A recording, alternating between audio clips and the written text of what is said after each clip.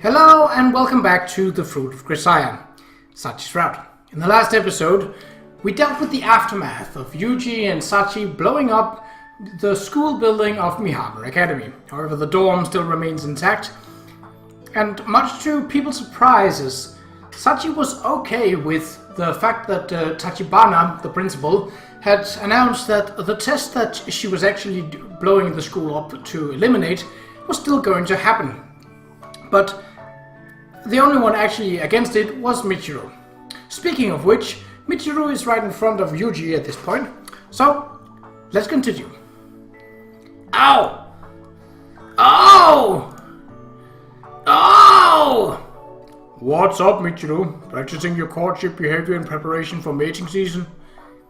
Want me to break your face? You got a lot of nerve for the guy who blew up our school, Mad Bomber Kasami. Don't be mean. Don't give me that crap. Acting all cutesy isn't going to undo all the damage you did. Hey, it's not all bad. Remember how depressed you were about the summer vacation ending? Now you got another week. Well, yeah, I guess it's not all bad, but as Chizuru said, a present lack of a school building doesn't mean we can stop holding classes entirely.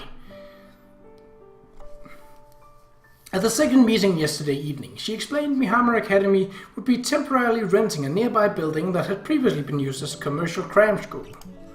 But it seems some relatively extensive maintenance was necessary to bring the infrastructure up to the necessary standards, so we ended up getting a 1-week emergency extension to our summer vacation. Of course, considering the limited amount of time Chizuru had to prepare for this demolition, I doubt anyone else could have gotten things up and running even that quickly. So, why were you practicing your washout? It wasn't a freaking washout either! Honestly, you must be blind as a cat, trying to take in a look around you, wise guy. Consciously refraining from any comment on Michiru's interesting choice of words, I glance around the lobby. Sure enough, something unusual immediately catches my eye. Now that you mention it, the dorm seems really clean today. That's right, I was admiring this devoted workmanship. In other words, this is the work of... Indeed, it was I, reformed slutty maid Kumine Sachi, presently a maid in love. Hey Sachi, I'm glad that you're feeling cheerful and everything, but is it just me or has your personality kind of been totally different? Ah, perhaps this too is the bonds of love at work. Bonds? Are you investing? Michiru-sama, I think it may be time for a new look. How would you feel about having your twin tails tied into a knot? Sure, bonds of love, whatever you say. Anyway, it's a big help to have you cleaning again. Is that so? Well, yeah, I mean, Yuuji and Amane did tidy up now and then while you were off brainstorming. But the instant you come back, it's unbelievably better. This place is sparkling. I realize your greatness all over again. Yes, you have a point. I put a respectable amount of effort into maintaining the dorm in Sachi's stead, but unlike her, I was acting out of necessity. When you got someone who actually enjoys cleaning for its own sake, you'll naturally get a more thorough, attentive job. Somehow the place feels genuinely more pleasant to be in. If my cleaning is proving useful, I believe my parents are the ones who deserve your thanks. Really? Why? Well, Yukon has already heard this story, but I owe my enthusiasm for cleaning entirely to the compliments and encouragement of my mom and dad. Ha! No kidding. That's kind of cute. Sounds like you got plenty of attention, huh? Must have really loved you. I suppose so. Wait, something wrong? No, not at all. Okay. Sachi told our classmates about the tragic accident that scarred her childhood, but not about the way her parents had abruptly grown distant and disinterested. Without knowing that part of the story, I suppose Michiru's reaction is perfectly normal. Oh, hey, I know! Wanna do my twin tail, Sachi? It's been a while, right? You want me to fix your hair, Michiru-sama? Yeah, I mean, I can do it myself, but I gotta admit yours look a lot snappier. Certainly. In that case, I will of course braid your hair. With pleasure. Yes! Let's do this! The instant Sachi agrees, Michiru grabs her by the hand and drags her up to the second floor. Kumine-san certainly seems lively. Quite the dramatic change from a few days ago. Oh, if it isn't Chizuru. You know, Kasami-kun, there's something I've been meaning to bring up for a while now. When we're talking in a school-related setting, would you please be so kind as to call me Principal Tachibana, like everyone else? In other words, you want me to reserve Chizuru for a bit? This coming from a guy who just filled that vacancy. You say something? No, I most certainly did not. Her expression suddenly dripping with displeasure, Chizuru turns her face away from me like a sulking child. She's been oddly cranky lately. Maybe it was a bad one this month. Whatever. Anyway, glad you're here. I know I've caused you a hell of a lot of hassle recently, and I wanted to apologize. Where's this coming from all of a sudden? Well, I guess I've gained a little more perspective on all this after the fact. But when all said and done, the plan would never have gotten off the ground without your cooperation. I'm trying to show a little gratitude. I see. An admirable way of thinking. But don't let it bother you too much. I'm the one who volunteered my help after all. Well, thanks. I appreciate it. And Kumine-san's problem has been successfully resolved, has it not? Don't know about that, but at the very least I think she's gotten free of the laws that were binding her. And you're the one who cut her loose now, aren't you? Thanks, but you're wrong. I just gave her the chance she needed to wriggle her way out. What do you mean?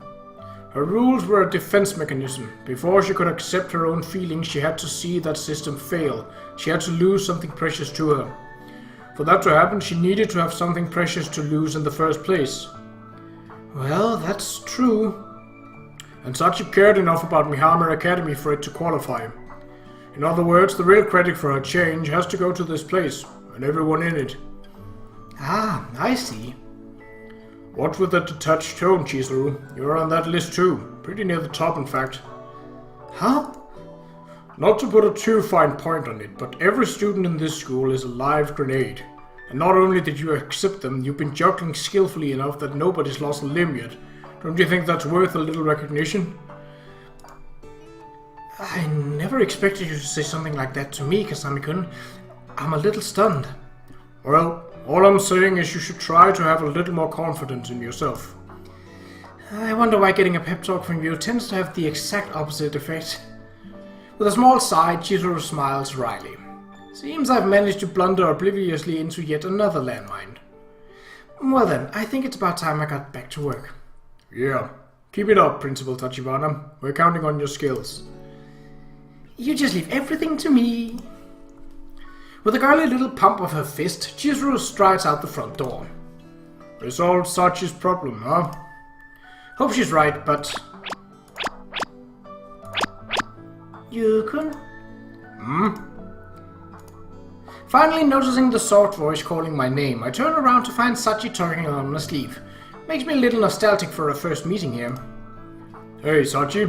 What, you already done with Michiru's hair? Yes, to ensure Michiru-sama's complete satisfaction, I went above and beyond the call of duty to add another tail to her existing complement. I don't think that would qualify as twin tails anymore. Triple tail? Michiru-sama said much the same thing at first. But when I advised her that 3 looks stronger than 2, my proposal won her enthusiastic approval. I see. Oh, Michiru, how pitiful can one human being be? More importantly, Yuukun, you certainly seem to get along with Principal Tachibana. Don't know if I agree with that assessment. So you say. I do believe I've heard you call her Chizuru from time to time, have I not? Yeah, not sure if she mentioned this to you, but we're acquaintances. Nothing else to it. Yuukun, do you make a habit of calling mere acquaintances by their first name? I've been calling you Sachi pretty much from the moment I transferred in, you know. Come to think of it, so you have. Look. Thanks to your straightforward sincerity, I must acknowledge that it seems Principal Tachibana truly is a simple acquaintance of yours. Even so, I'm afraid my anxiety as the owner of a much-craved piece of man-meat hasn't diminished in the slightest. What?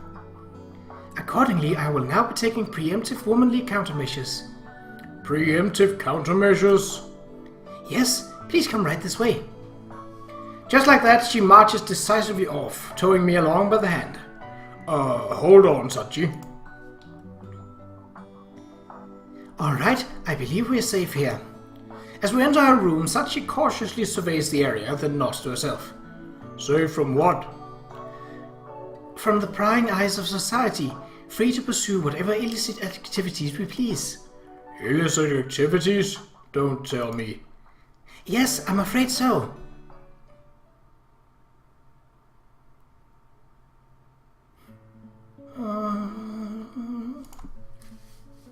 A little before midnight, I feel Sachi stirring awake in my arms. What? Up already? Yukon? Apparently a bit dazed, she blinks her eyes repeatedly in evident confusion. That's right. I must have fallen asleep immediately afterward, yes? Yeah, day's practically over by now, though. You can just go back to sleep if you want. The day's over? More or less. What about it? Well, it's nothing in particular. I was just thinking, I spent the whole day with you today, Yukon. Smiling happily, Sachi cuddles up against my arms and hugs it tightly. Pure, straightforward affection is always a pleasant thing, but when it's coming from someone you care about in return, pretty much nothing else compares. Yukon, since I'm already imposing, there's a favor I'd like to ask of you. What's that? If at all possible, I'd like this to be a regular occurrence. Would it be alright if I continue to sleep with you from now on? The expression on Sachi's face is placid, but something in her tone of voice seems earnest, even pleading. I don't think she's just playing her slightly pushy girlfriend character now. There's something else to this. For a moment I hesitate to reply. Is it a no after all? Apparently a little unnerved by the delay, Sachi looks up into my eyes and presses for an answer. It's such a characteristic little gesture that I can't help but smile reassuringly back at her. No. Fine by me. Sharing a bed's easy enough. Thank you very much, Yukon. Smiling in relief, Sachi slowly closes her eyes and nestles up against me. And within seconds, I hear her breathing take on a quiet, regular rhythm. Wait, are you already asleep? I try poking her cheeks as a little experiment, but get nothing in the way of her reaction. Well, I guess she did work pretty damn hard for my benefit today. In recognition of her gallant effort, I suppose I can overlook this lapse in discipline for the time being. Get yourself some rest, Sachi. Mumbling a few pointless words to my snoring girlfriend, I reach out and gently brush a few loose strands of hair from her forehead.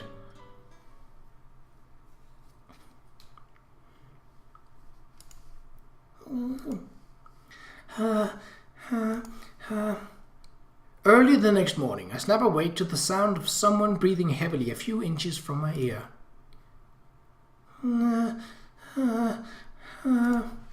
Sachi? I turn my head toward the irregular sound that roused me. Sachi's lying at my side, squirming in her sleep. It takes me a few seconds to remember that I agreed to share her bed last night. Sachi seemed to be having some sort of nightmare. Her breathing is rough and ragged. From the look of things, I should probably wake her up immediately. Sachi. Hey, Sachi. When I quietly call her name, Sachi opens her eyes just a sliver. You awake? But instead of responding to my voice, she just gazes vaguely over at me. Sachi? Yeah. New, is it? I just gave her a considerate wake-up call, and now she expects me to play along with this cutesy sleepyhead act? Some nerve. Seems I've been too lax on the girl lately. Time to re-establish a little discipline. What's all this then, headmate? You've forgotten your morning duties. Well, I do apologize. That's right. Her body quivering with surprise, Sachi reflexively reaches for my pants like a well-trained dog ordered to fetch a bone. I respond with an instant karate chop to the crown of her head. Meow! With a dopey little yelp, Sachi's sleep-fogged eyes snap fully open. You're finally conscious? What? You can... Spare me your wah. If this was an NCO barracks, you'd be running 5 laps around the ground by now. I do apologize. Having only just woken up, it seems I was a little dazed. You were tossing and turning in your sleep. Have a nightmare or something? A nightmare? Well, I suppose so. I do dream as much as the next person. True enough, her little groans weren't particularly dramatic. Might just have been the run-of-the-mill bad dream. I have to say, though, I'm a little surprised you're not a morning person. Well, I normally wake up quite easily and in full possession of my faculties. I believe today is something of a special case. Oh? Why is today any different? Because sleeping next to you was exceptionally pleasant. You couldn't. In other words, it's entirely your fault. Stop pushing the blame onto me every time you embarrass yourself, you cheeky little punk. Oh, am I cheeky? In that case, I suppose I'll have to be punished.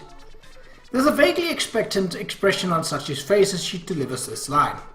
Her newfound aggressiveness on this front reminds me pretty strongly of the pushy little kid she used to be, but at the moment it's a little hard to celebrate. No, I think I'll pass.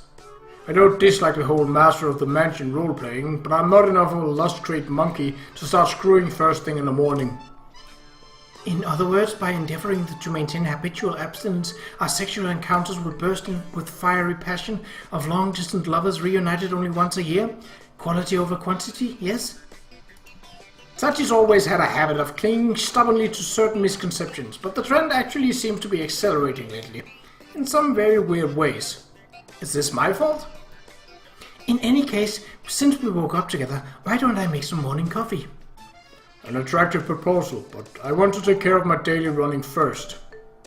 Rolling out of bed, I proceed to straighten my appearance a little. Certainly. In that case, I'll gladly assist with your preparations. Well, you don't really need to, but... Amane happens to be coming down the stairs from the second floor just as we leave the room. Our eyes meet. Instantaneously evaluating the approaching danger, I turn to my side and issue a preemptive orders. Emergency situation, Sachi. Take her into custody. Sir! Hey, Sachi circles smoothly behind her target, binds her thumb together with a bit of nylon cord, then pushes her knee sharply against the back of her right leg. Amane is forced to her knees, both arms effectively immobilized. Truly graceful, confident movements, reminding me of a well-trained professional operative at work. Seems like you've been keeping up with your daily training. Sir, thank you, sir. Sorry to interrupt this little chat, but I'd really like to ask a question. Very well, you have permission to speak.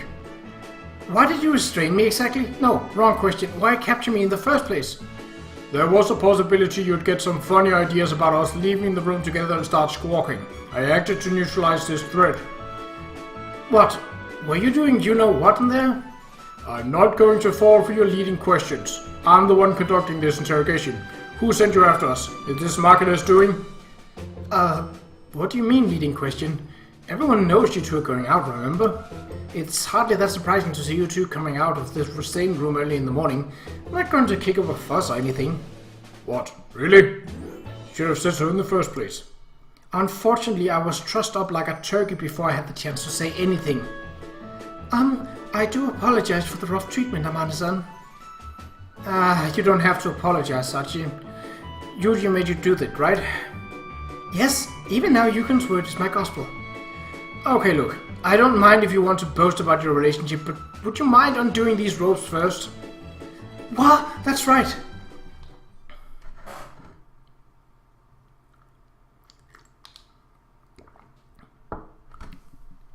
Finally coming to her senses, Sachi retrieves a pair of scissors from God knows where and carefully snips the nylon cord binding Amane's fingers.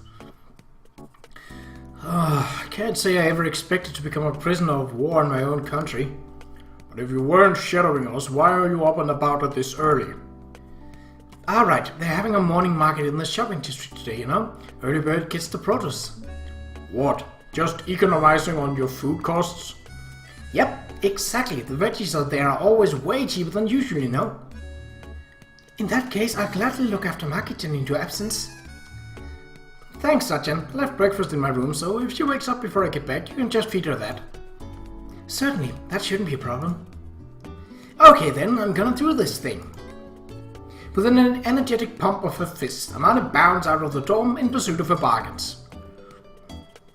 Well, can't let Amane make us look bad. Let's get ready. Yes. That afternoon, halfway through her routine laundry duty, Sachi begins to spread out pens and paper on the table. Getting some studying in while we wait? No, I didn't find the time to return home this summer, so I was planning to write my uncle and aunt a letter describing my current situation. Right, now that you mention it, you were adopted by your dad's brother and his wife, weren't you? Yes, the two of them have always been very kind people. After the adoption, they treated me like their own daughter. I can't convey the depths of my gratitude in word. Their own daughter, huh? When someone ends up adopting a niece or nephew, problems of neglect and abuse are sadly common. But from JB's information, such as aunt and uncle were decent people who never managed to have a child of their own. I guess you were fortunate in that respect. In that case, I guess there's no reason to sugarcoat it. Might as well tell them how you're really feeling. Yes, I'll write all about the boy who transferred into the academy, the daily lessons he provides me in the pleasures of womanhood. Good thinking. I'm sure your uncle will send us a celebratory box of rubbers. How nice! It'll save me the effort of going to the drugstore. Okay, this is a joke, right? But of course, if I wrote something like that, I might well receive one of my uncle's specialty long-distance karate chops. Well, I did more or less get the sense she was kidding around, but you can never be too careful with this one. Are my jokes really that regrettable? That's not it. I'm more concerned with what you're writing about me. Please rest assured I'm writing that I was reunited with my first love and about how happy my everyday life has become as a result. Your first love, huh? It honestly feels a little awkward to hear that, but it's hardly unpleasant to know that she had feelings for me even back then. But while we're on the topic of Sachi's past, there's something that's been weighing on my mind for a while now. Specifically, her mother. In a persistent vegetative state ever since the accident, she is still lying in that hospital bed. Sachi has to be aware of that fact, but she has never shown any intention of paying a visit, or even mentioned her mother in present tense. I can't help but wonder how Sachi feels about her parents now, what she thinks about the cold way they treated her before the accident. That's one part of the story that's still mostly blank. Judging from your expression, it seems there's something difficult on your mind, Yugen. Okay, Sachi, mind if I ask you a serious question? This has something to do with my mom and dad.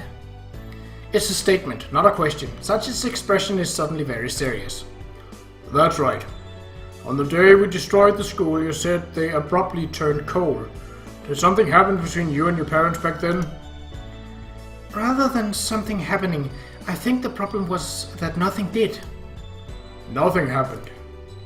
Yes, until a little while before our first meeting at that park, my parents had been very caring and kind. But the workshop run by Dad's parents happened to be featured prominently on television, leading to a rapid increase in the work that came to us. My parents no longer paused their work to talk with me and stopped using the weekends to play with me. Most often I was eating my meals alone in a house constantly filled with the din of machines making metal dies. I came to think that disinterest in me was a result of my own lack of effort. And so I devoted myself to both my studies and my household chores with redoubled intensity. But no matter how hard I tried, the two of them simply wouldn't pay attention to me. That was the nature of the situation. I see. From what I've just heard, it's easy enough to arrive at a reasonable conjecture. Sachi's parents were just too occupied with work to give her the attention she was craving. Their coldness was probably simple exhaustion. But I can still remember the way Sachi used to talk about them on the playground back then. It's not hard to imagine how hurt and unhappy she must have been. Even so, I remember you saying that you loved them very much just a few weeks ago. Are those your honest feelings? Sachi averts her eyes, clearly hesitant to answer. There's no doubt that this is a painful question for her. But Sachi's relationship with her parents was the root cause of all her suffering. Until she finds some sort of closure about this, I haven't saved her in any real sense. I don't know how the two of them felt about me in the end, but it doesn't change the fact that I love them both very much. I see.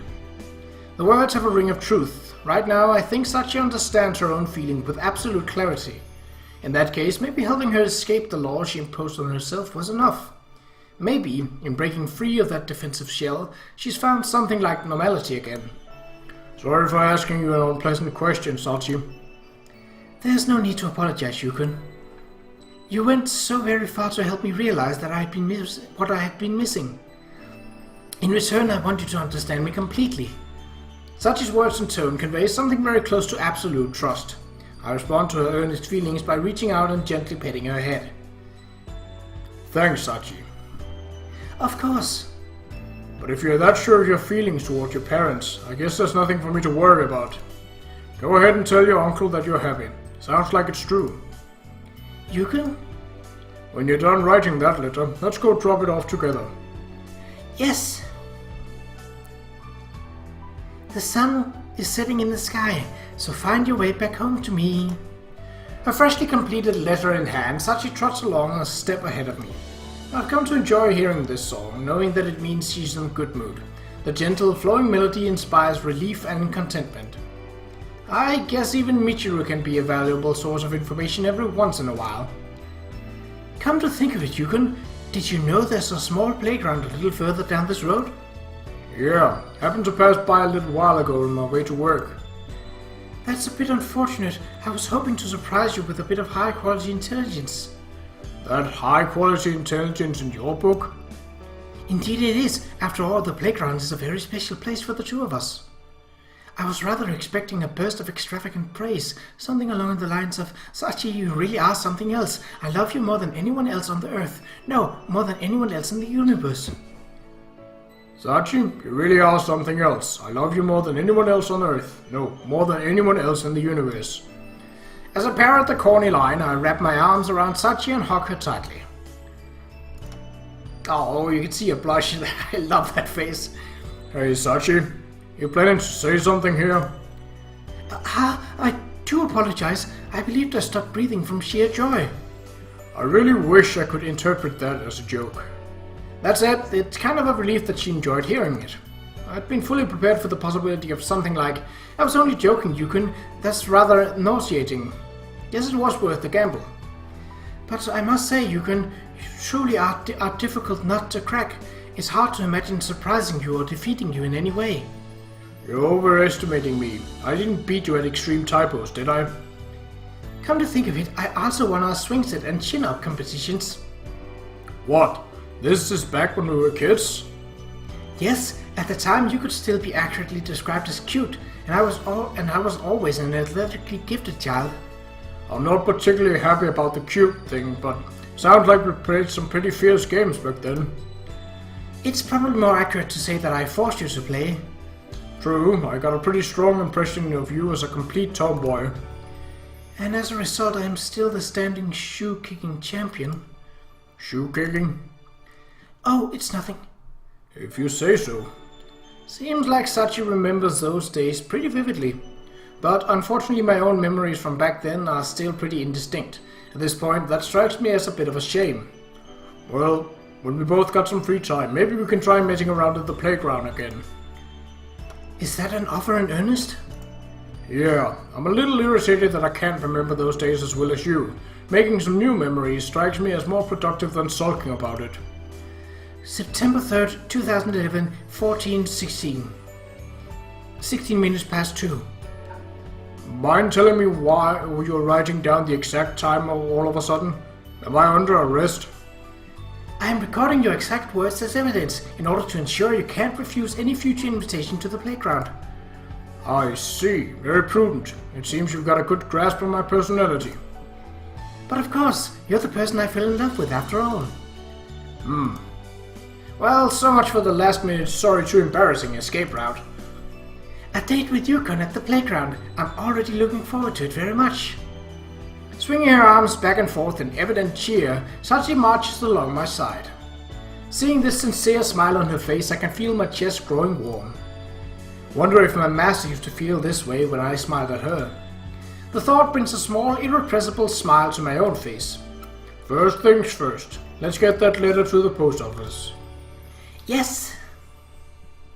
Sachi's cheerful mood would last the entire day and well into the night, right until the moment we fell asleep, nestled against the warmth of each other's bodies. And that's where we'll end this episode. So, things are definitely... I like how the stories have a different... They're probably about the same length, but they feel different. The pacing is different. And I really love that, rather than it being the same pacing throughout the game, which obviously would be totally fine. But here we have So far, 3 different girls and 3 different types of pacing. I love that very much. So we shall see what happens in the next episode, but until then, take care.